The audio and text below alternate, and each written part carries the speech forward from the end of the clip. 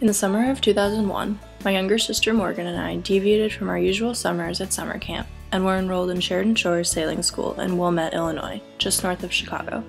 We were the youngest students there and enjoyed every minute of it.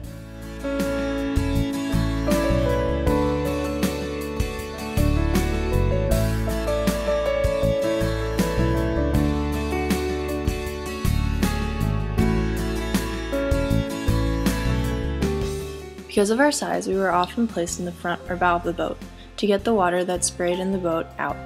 On really windy days, we got to hang off the boat in a trapeze harness. These were my favorite days.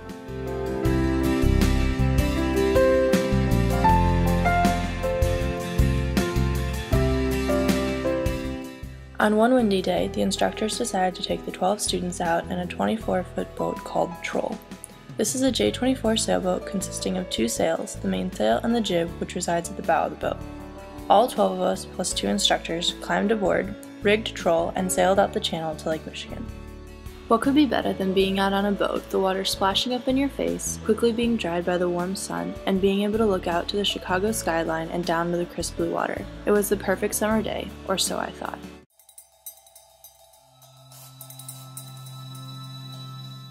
During a turn, the jib got caught in the fence that went around the bow of the boat. This fence was there to keep the sailors on the boat, but became an obstacle for the jib during the turn. Being the smallest, Morgan was asked to climb forward on the boat and untangle the jib.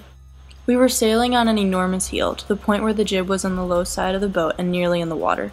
Morgan hesitantly climbed forward, but when she went to reach for the jib to untangle it, she slipped on the bow and was soon face to face with the water. Our older friend Julia, was probably 16 at the time, quickly climbed forward and grabbed Morgan before she slipped overboard. Our instructor Dave nodded to me. It was my turn to attempt to untangle the jib. I traveled the same slippery path Morgan did, but being a little taller, I was able to reach the jib. I unhooked the jib from its stubborn position, and it swung quickly across the bow to the other side where I was pinned against the fence in the jib. As a 9-year-old, the boat seemed much larger than 24 feet, and falling off seemed much scarier. I remained in my squished position, climbing slowly under the sail.